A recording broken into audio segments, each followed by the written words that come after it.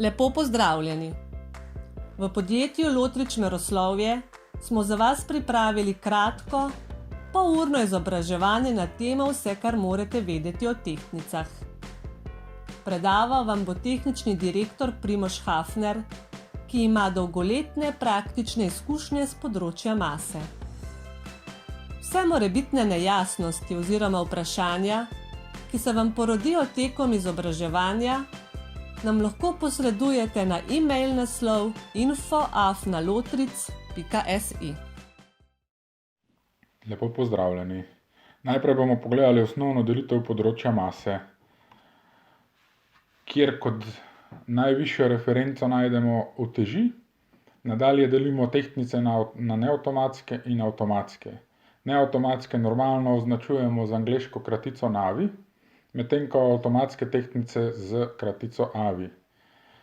Razlika med neavtomatsko in avtomatsko tehtnico je v zadnjem času zelo zabrisana. Normalno pa velja načelo, da če ne rabimo tehtalca, govorimo o avtomatski tehtnici, ukolikor rabimo tehtalca oziroma osebo, ki breme položi na tehtnico, pa te tehtnice imenujemo neavtomatske tehtnice. Uteži kot opredmetene mere na področju mase delimo na razrede točnosti v skladu z mednarodnim priporočilom OEML R111. Ta standard najdete brezplačno na spletnih straneh. Sicer pa uteži razlikujemo po razredih, s tem, da se razredi med seboj delijo na oziroma se razlikujejo po dovoljenem odstopanju oziroma NDP, obliki, kakovosti materiala, površinski obdelavi in oznakah na samih utežeh. Uteži do mas 1 grama so normalno žičnate oblike ali v obliki ploščic. Uteži nad 1 gram pa tja do 50 kg so cilindrične z vrhnjim delom, za katerega prijemamo z uteži s pinceto ali roko. Pri utežeh je potrebno poudariti, da je največja dovoljena toleranca NDP sestavljena iz dovoljenega odstopanja mase same uteži in pa tretjino, ki je rezervirana za merilno negotovost. Tako lahko enostavno ugotovimo, da lahko uteži odstopajo, kar se tiče mase, do največ 2/3 dovoljene tolerance. Z utežmi rokujemo previdno oziroma točnostnih razredov E in F se hranijo v zabojčkih, lahko so leseni ali plastični in so znotraj oblazinjeni. Teh uteži ne prijemamo z roko, ampak s pinceto, krpico ali podobnimi oziroma posebnimi vilicami. Teh uteži normalno ne čistimo sami, ampak jih v primeru vidne nesnage pošljemo v laboratorij, seveda jih opozorimo na to in jih pred ponovnim pregledom ta kalibracijski laboratorij očisti strokovno. Po čiščenju je potrebno temperiranje uteži, ki traja od 1 do 3 dni, odvisno od mase uteži. Uteži razredov M1 ali slabše se hranijo v zabojčkih oziroma celo so shranjene na prostem, ker so tudi površinsko zaščitene z nikljanjem, cinkanjem ali celo samo barvanjem. Na hitro poglejmo avtomatske tehtnice, ki se nadalje delijo na tehtnice za posamično tehtanje. Normalno se te tehtnice uporabljajo v živilski industriji, kjer izdelki niso enakih mas, zato jih pred dajanjem v trgovske police tehtamo in na etiketo brizgamo maso in seveda povezano ceno. Normalno imajo te sistemi tudi sistem za odkrivanje kovin oziroma tako imenovani detektor kovin, ki izloča izdelke, ki bi morebitno vsebovali kovine oziroma kovinske dele. Nadalje poznamo gravimetrično polnilne oziroma dozirne avtomatske tehtnice, ki služijo za polnjenje vreč, žakljev ali podobnih sipkih materialov. Potem poznamo avtomatske tehtnice s seštevanjem zveznih rezultatov tehtanja. To so normalno tehtnice na tekočih trakovih, recimo v velikih rudnikih ali skladiščih soli ali podobno. Nadalje poznamo avtomatske tehtnice s seštevanjem nezveznih rezultatov tehtanja. Kot vidite na sliki, je tehtnica ali pa cel sistem sestavljen iz več tehtnic in potem na podlagi najboljše kombinacije procesor izbira in polne najbolj idealno maso za materiale, ki niso enakih mas, kot je recimo krompir, lešniki ali podobni materiali. Potem poznamo avtomatske tehtnice za tehtanje cestnih vozil v gibanju. Pomeni, da se vozilo lahko z neko določeno hitrostjo, recimo 5-10 km/h, pelje preko tehtnice, ki tehta vsako os ločeno in potem daje rezultat celotne kompozicije. Zelo podobno je pri avtomatskih tehtnicah za tehtanje tirnih vozil v gibanju, kjer se lahko vlakovna kompozicija pelje s hitrostjo 10, tudi 20 km/h in dobimo rezultat celotne kompozicije. Če se vrnemo na neavtomatske tehtnice, ki jih bomo danes bolj podrobno pogledali, poznamo 3 osnovne vrste avtomatskih tehtnic. To so analitske tehtnice najvišje točnosti in tudi razred se označuje z razredom točnosti 1. Te imajo razdelek, ki je manjši ali enak 0,1 mg. So tako imenovane specialne točnosti, kamor uvrščamo ultra, mikro, mikro, pa potem komparatorje, laboratorijske tehtnice in tako naprej. V srednji razred z veliko točnostjo uvrstimo precizne tehtnice, ki imajo razdelek od 1 mg pa tja do 0,1 g. Govorimo o razredu točnosti 2. To so normalno tehtnice, ki se uporabljajo v lekarnah, zlatarnah, potem laboratorijske tehtnice, števne tehtnice, vlagomeri, se pravi za določanje vlage v materialih. Zadnji, največji sklop verjetno predstavljajo industrijske tehtnice, ki jih označujemo s srednjo in povprečno točnostjo. Govorimo o razredih točnosti 3 in 4, kjer je najmanjši razdelek oziroma resolucija, ki se označuje s črko D, večji od 0,5 grama. To so vse tehtnice, ki jih najdete v trgovinah, pa potem v uporabi so v medicini, pa za večje tovore oziroma mostne tehtnice za tehtanje tovornjakov, pa tehtnice v vseh industrijskih pogonih. Nadalje si bomo pogledali nekaj lastnosti tehtnic. V osnovi tehtalno območje oziroma območje tehtanja omejujeta minimum in maksimum. Maksimum je območje maksimalnega tehtanja, se pravi, to omejuje mehanski del tehtnice navzgor, se pravi največjo maso, ki jo lahko na neki tehtnici stehtate, in če je maksimum opredeljen na 100 kg, ne morete na tehtnici tehtati več kot 100 kg. Ne bo nič narobe, če boste postavili gor 120 kg, tehtnica bo pač napisala, da je overload ali full ali kaj podobnega, do te mere, ko to breme postavite gor nežno, lepo. Če boste to breme postavili gor zelo neenakomerno, lahko pride do poškodbe tehtnice. Sicer bi pa mogla konstrukcija tehtnice zdržati vsaj dvojno maso maksimuma, ki ga omejuje navzgor. Vsekakor pa to ni najboljše, da prakticirate v praksi. Na drugi strani območje tehtanja omejuje navzdol minimum, ki govori o minimalnem tehtanju, s tem, da ne pomeni, da pod to mejo ne morete tehtati. In tudi vse tehtnice dovoljujejo, da tehtate bremena, ki so manjša od minimum, morate se pa pač zavedati pri tem, da lahko storite relativno veliko napako. Ker če gledamo največjo dovoljeno toleranco tehtnice in jo primerjamo z minimumom, bomo lahko storili tudi 50 ali 100% napako. O NDP-ju tehtnice malo kasneje. Potem sem že nekaj govoril o najmanjšem razdelku, ki se označuje z D kot digit v angleščini, in na vsaki tehtnici boste našli podatek DE, in to je tisto, kar vidite na zaslonu, če je digitalni, ali pa med dvema črticama, če je tehtnica analogna.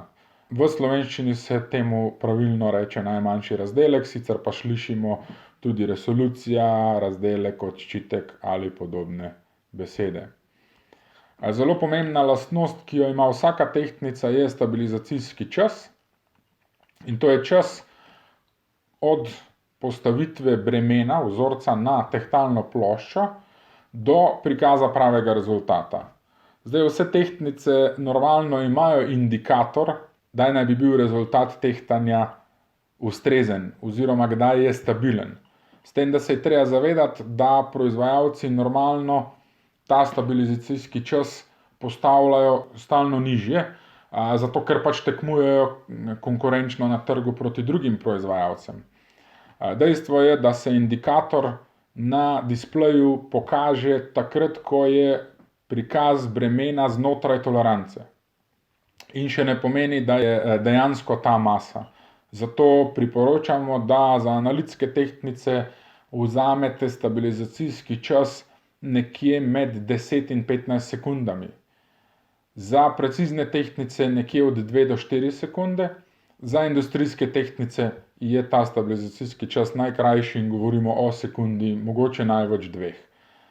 To se lepo vidi na analogni tehtnici, kjer analitska tehtnica potrebuje bistveno več časa, da se umiri, da pokaže stabilen rezultat.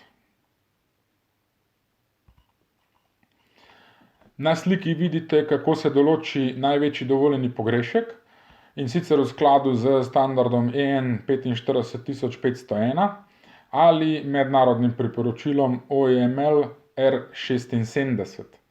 Za vse tipe tehtnice glede na razred točnosti, ki ga opredeli proizvajalec, lahko enostavno določi največji dovoljeni pogrešek oziroma toleranco. In sicer na spodnji strani vidite razrede točnosti in če poznamo preskusni razdelek, to se označuje s črko E. Zdaj, če preskusnega razdelka na tehtnici ni, potem pomeni, da tehtnica ni namenjena zakonski uporabi, ampak samo tehnološki. V tem primeru je treba v posvetovanju s strokovnjakom ali nekom, ki pač ve, zakaj se gre, določiti navidezni preskusni razdelek in na podlagi tega potem lahko določamo tolerance. Sicer pa vam mi na certifikatu navedemo te tolerance, če so dostopne oziroma če ima tehtnica ta preskusni razdelek, ki služi samo za določevanje največjih dovoljenih pogreškov. Nadalje bomo nekaj besed namenili okolju in prostoru, v katerem naj bi se tehtnice nahajale oziroma kako bi si mogel vsak uporabnik postaviti prostor, da bo ustrezen tipu tehtnice. Seveda bomo večino stvari se bo nanašalo na tehtnice najvišjega ranga. To so tehtnice razreda točnosti 1, ultra, mikro in analitske tehtnice. Za precizne in industrijske tehtnice seveda veljajo bistveno manj strogi kriteriji. Če govorimo o analitski tehtnici v tehtalnici ali laboratoriju, kakorkoli ga imenujemo, je bistveni del pravilnega rezultata vsekakor tehtalna miza. Ta mora biti konstrukcijsko dovolj močna, mora prenašati kar se da malo vibracij, zato se normalno uporablja granit ali podobne kamnite konstrukcije.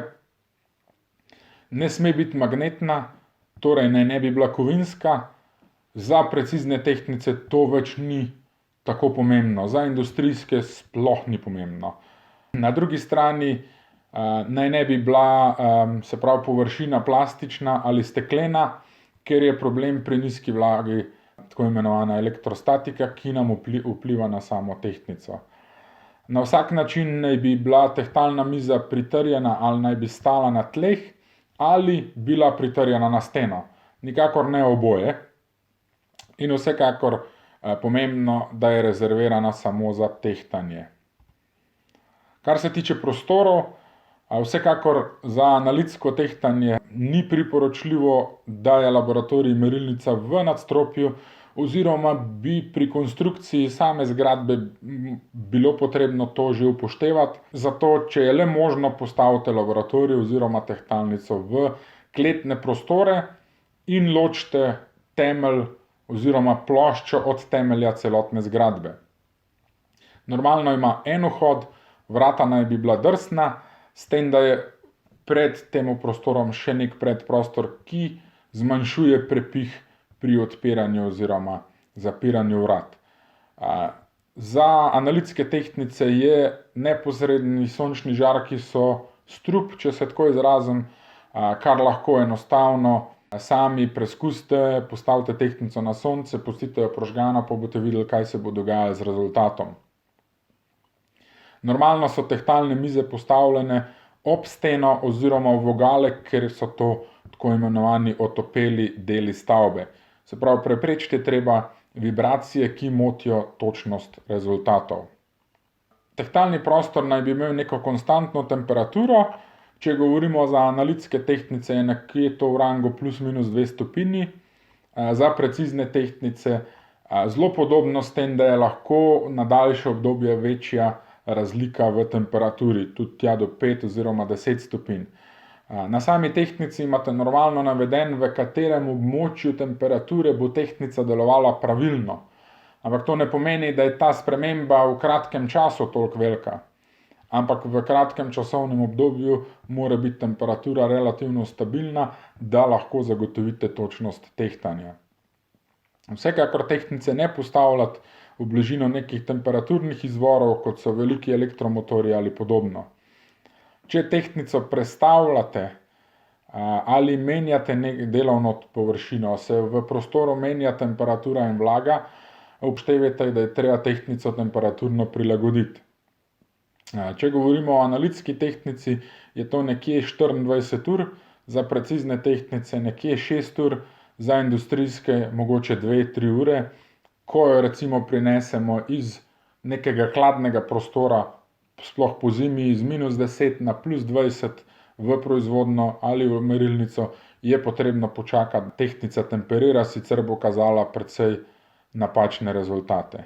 V prostoru naj ne bi bilo, oziroma sploh za analitske tehtnice ne sme biti večjih prepihov, tako da če imate klimo, zaščitite tehtnico pred neposrednim prepihom od te klime.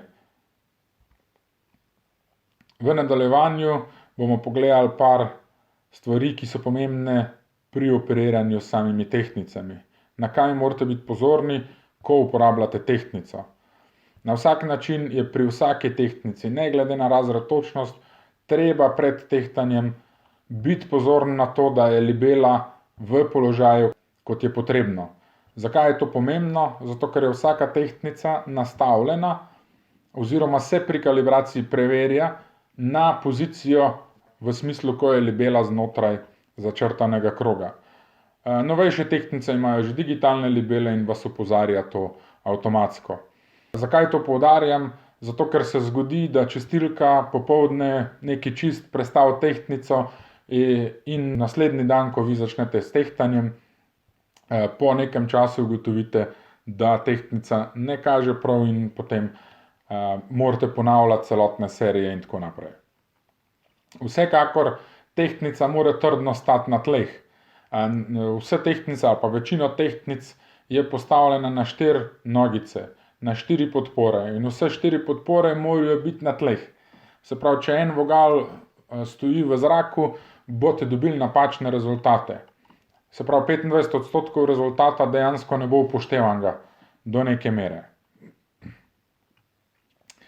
Na vsak način preverite, da med tehtnico in mizo oziroma med ohišjem tehtnice in tehtalno skodelico ni prahu, ni nekih papirčkov ali drugih stvari, ki bi omejevala gibanje tehtalne plošče. Preden začnete delati, predvsem zjutraj in pred večjimi serijami, priporočamo, da sprožite interno naravnanje tehtnice, če to obstaja. Normalno analitske precizne tehtnice imajo, ker so bolj občutljive na spremembe, ki se dogajajo v okolju, medtem ko industrijske tehtnice tega nimajo, ker to ni potrebno, ker tudi uporabljajo drugačno tehnologijo. Za analitske tehtnice uporabljajte čim manjši del protivetrne zaščite, torej ne odpirati kompletne protivetrne zaščite, če to ni potrebno oziroma če je tudi tehtnica tako konstruirana. Nikakor se ne priporoča, da se tehtnico po končanem delu, izšteka iz električnega napajanja, ampak se uporabi stand-by funkcijo za displej, ki pomeni, da je tehtnica še vedno v pripravljenosti oziroma da se vzpostavlja ravnovesje znotraj tehtnice oziroma mehanizma in elektronike tehtnice. Če tehtate tekočino, zato uporabljate posode in uporabljate najmanjšo možno posodo. Ne uporabljati za 1 liter tekočine, ne uporabljati 50-litrsko posodo. Vsekakor se izogibamo posod iz neke običajne plastike, predvsem ko govorimo o analitskem tehtanju. Tam vam bo to vplivalo na rezultat, ker je plastika normalno nabita elektrostatično in v nadaljevanju bomo videli, kaj to pomeni. Vsekakor temperirajte vzorec, če je to možno. Obstajajo procesi, procedure, kjer to ne morete, ampak dajte v teh primerih ovrednotiti, kaj pomeni ta razlika, če stemperirate vzorec. Drugače pa vsekakor postavite vzorec poleg tehtnice in ga pustite za neko obdobje. Če povem primerjavo, uteži stojijo vsaj 24 ur v našem laboratoriju, preden jih kalibriramo. Vsekakor težišče vzorca postavljate kar se da na sredino tehtalne plošče. Na vsak način je pomembno, da je težišče na sredini, ker sicer bo napaka kazanja velika. Enostavno lahko preizkusite tehtnico, tako da postavite nek vzorec na vogal, pa boste sami se prepričali o napaki, ki se zaradi tega dogaja. Po končanem tehtanju ne puščajte vzorcev na tehtalni plošči. Zakaj? Če pride do prekinitve električnega toka, bo celotna masa udarila na mehanizem, ker ne bo več magneta, da bi držal ravnovesje. Vsekakor bodimo pozorni na začetno stanje. Torej, tehtnico ničlirajmo pred začetkom dela. Bodimo pozorni pri malih razlikah mas, pri ničelnem tehtanju obstaja oziroma imajo vse tehtnice tako imenovano funkcijo auto zero. To pomeni, da vam tehtnica, v žargonu rečemo, požira ničlo. Torej, če boste zelo majhne mase dodajali na tehtnico, bo tehtnica stalno prikazovala ničlo. In zato bodite pozorni na to funkcijo. Pri čiščenju uporabljajte čisti alkohol, vsaj 70% ali destilirano vodo. Pri tem lahko tehtnico razstavite do te faze, ko ne rabite dodatnega orodja. Pri tem bodite pozorni, da vse dele nazaj namestite enako, kot ste jih razstavili. V nadaljevanju bomo pogledali vplive na točnosti pri samem tehtanju. Ponovno poudarjam, da so te vplivi bistveno večji pri analitskem tehtanju, kot pa pri preciznih oziroma industrijskih tehtnicah. Vkolikor je rezultat odvisen od lokacije postavitve vzorca na tehtalno ploščo, potem je problem v tem, da težišče ni na sredini tehtalne plošče oziroma da ima tehtnica veliko napako pri postavitvi vzorca na vogale. Tudi pri kalibraciji se preverja kazanje na posameznih vogalih tehtnice in nikoli oziroma vedno obstaja neka napaka zaradi tako imenovane ekscentričnosti tehtanja, kar lahko preberete iz certifikata o kalibraciji. Na demonstracijskem videu lahko vidite, do kakšne razlike bo prišlo, vkolikor uteži postavljamo skrajno na rob tehtalne plošče. Že prej smo vam pokazali film, kjer smo vijak tehtali v vodoravnem položaju in je bilo težišče zamaknjeno iz centra tehtnice, ter potem, ko smo vijak postavili pokonci, tako da je težišče bilo v centru tehtalne plošče. Razlika je lahko velika. V težje konstrukcijsko optimalno breme, zato velikih razlik ni pričakovati. Če je rezultat nestabilen in se stalno nagiba k manjši oziroma večji vrednosti, tako imenovano lezenje rezultata, je najverjetneje vzrok razlika v temperaturi med vzorcem in okolico tega vzorca. Če si zamislimo skoke v planici, vedno na skakalca deluje vzgon in ravno tako deluje vzgon na vzorec, ki ga imate na tehtnici. Torej, če je temperatura okolica višja, kot je trenutno prikazano na sliki, od temperature vzorca, bo rezultat tehtanja dejansko večji, kot pa je prikazan. Oziroma v obratni smeri bo rezultat tehtanja manjši, kot je dejanski. Na posnetku lepo vidimo, kaj se dogaja s skodelico, če jo toplo postavimo na tehtnico. Nekaj časa bo rezultat konstantno, potem pa počasi začne naraščati, ker se skodelica ohlaja in se izgublja zračni tok ob skodelici.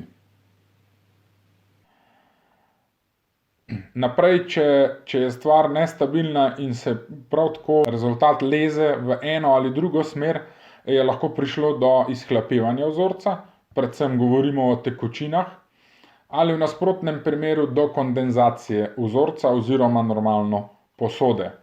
Zato je zelo pomembno, da vzorce oziroma kar želimo tehtati, predhodno temperaturno prilagodimo na okolje, ki vlada v laboratoriju oziroma tehtalnici. Na posnetku lepo vidite, kaj pomeni izhlapevanje tekočine, kjer vidimo, da tehtnica oziroma breme izgublja svojo maso, ker tekočina hlapi. Potem, če je rezultat nestabilen in dobimo pri večkratnem postavljanju bremena na tehtnico različne rezultate, je velika verjetnost, da je vaš vzorec oziroma posoda elektrostatična. Večino posod, steklo, plastika, razen tistih, ki so namenjene za laboratorije, je zelo dovzetna za to statiko. In normalno ta učinek dobimo pri nizki vlagi. Če je vaša posoda in okolica imata različen naboj, se pravi, je posoda pozitivna in okolica negativna, kar vidimo na sliki, potem privlačna en drugega in je rezultat tehtanja večji, kot dejansko je, ker vzorec navidezno pritiska na tehtalno ploščo in dobimo rezultat večji. V obratni smeri dobimo rezultat manjši, zato je zelo pomembno, da uporabljamo ustrezne posode oziroma da je vzorec nenabit. Koliko je rezultat odvisen od položaja vzorca na tehtalni plošči, lahko pride do efekta, da tehtate nek magneten material in na vsak način vzorec oziroma tehtano breme in tehtnica, govorimo o tehtalnem mehanizmu, se med seboj privlačita. Osnovni element tehtnic razreda 1 in 2 je magnet, ki vzdržuje ravnovesje. In če vi zraven oziroma poleg tega mehanizma postavite drug magnet, bo verjetno prišlo do napake kazanja. In ta dodatna sila, navidezna, se seveda zmotno upošteva v maso vzorca. Če ste bili pozorni na prikaz rezultata tehtanja bremena, ko smo ga obrnili na glavo, je bila ta razlika skoraj 0,2 mg. Toliko je razlika zaradi razlike magnetnosti na eni in drugi strani samega vzorca.